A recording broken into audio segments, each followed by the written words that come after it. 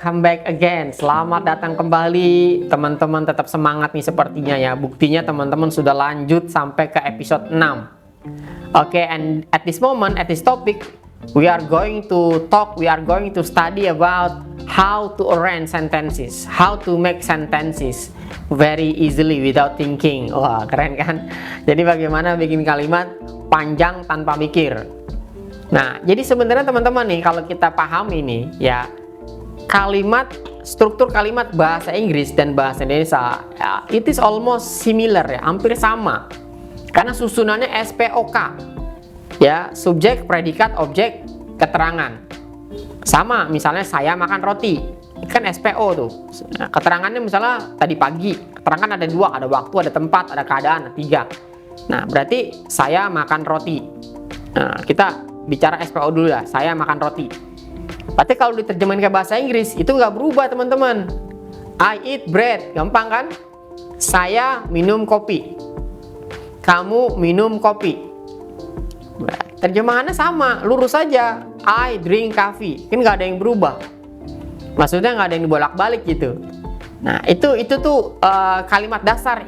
Posisinya tuh seperti itu, subjek, predikat, objek. Sama seperti bahasa Indonesia. Nah, yang nanti posisinya itu kebalik ya dengan bahasa Indonesia itu pada saat kita menjelaskan kata sifat dan benda. Contoh nih misalnya dari kalimat yang simple tadi ya teman-teman ya. Jadi teman-teman yang gak usah mikir nih. I drink coffee. Gampang kan? Nah, tinggal nanti I drink coffee ini kan nanti bentuknya seperti apa nih kalimatnya nih, tensesnya. Kan teman-teman udah belajar tuh di video sebelumnya. Nah, ini sekarang kita contohin yang simple dulu ya, simple present tense. Jadi, I drink coffee. Nah, misalnya kita mau tambahin lagi nih. Kan tadi 3 kata I drink coffee. Tambahin lagi menjadi 1 kata lagi. Misalnya kopinya kita jelasin, oh kopinya pahit. Berarti kopi pahit. Nah, kopi pahit itu terjemahannya bukan coffee bitter, tapi kesebalikannya kan pahit itu kan bitter kan. Jadi bukan bitter coffee, tapi dibalik. Bukan coffee bitter, tapi bitter coffee dibalik. Jadi I drink bitter coffee. I drink bitter coffee. Jadi saya minum pahit kopi kalau bahasa Indonesianya. Ya, jadi yang berubah itu yaitu antara benda dan sifat. Ya kan? Contoh misalnya meja besar, meja table, besar big, bukan table big tapi big table. Nah sebenarnya bahasa Inggris itu yang begitu tuh yang dibolak-balik. Kalau yang lainnya enggak, sama seperti bahasa Indonesia. Yang penting teman-teman fokus ke SPOK. Nah, nanti pada saat menyifati satu benda itu baru tuh teman-teman harus perhatikan bahwa sifatnya dulu baru bendanya. Nah, kayak ulang lagi. I drink bitter coffee. Saya minum kopi pahit. Ya, bitter coffee. Kemudian kita mau tambah lagi nih keterangan waktunya, misalnya di pagi hari. Nah, misalnya tambahin deh tuh kan, pagi hari kan in the morning. Jadi kita boleh tambahin I drink bitter coffee in the morning. Nah, keterangan tempat maksud saya keterangan waktu ini teman-teman nih, in the morning itu boleh juga di depan, di awal kalimat. In the morning I drink bitter coffee. Nah, jadi tuh keterangan waktu, keterangan tempat, keterangan keadaan itu nggak apa-apa ada di depan, ada di belakang.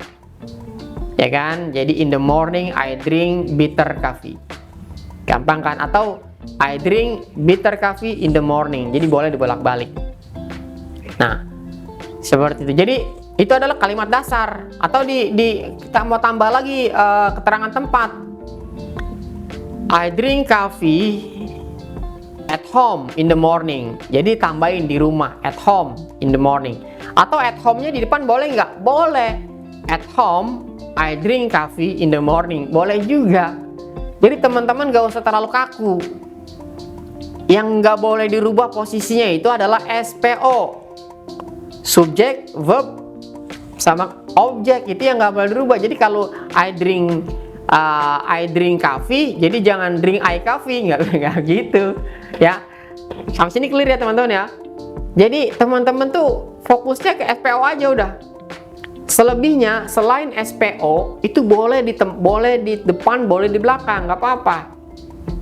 Nah, jadi jangan sampai teman-teman tuh, kok bahasa Inggris itu bolak-balik ya. Nah, yang kebolak-balik itu cuman benda dan sifat aja. Tadi kopi manis, sweet coffee, ya bukan kopi sweet ya. Itu kan terjemahan Indonesia.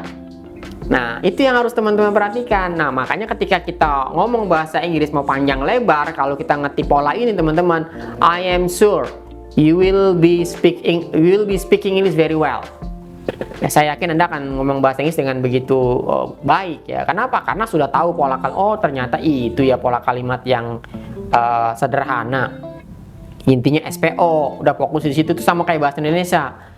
Yang dibolak-balik itu, tadi saya ulang lagi nih, sifat dan benda.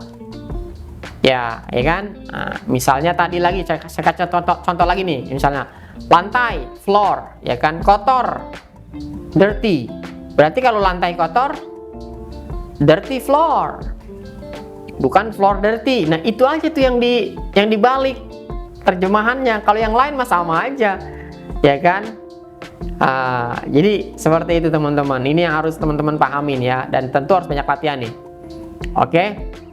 Nah, jadi di video ini saya ingin menekankan soal itu. Jadi kalau bikin kalimat tuh teman-teman gak usah mikir. Yang penting kosakatanya udah tahu, ungkapin aja.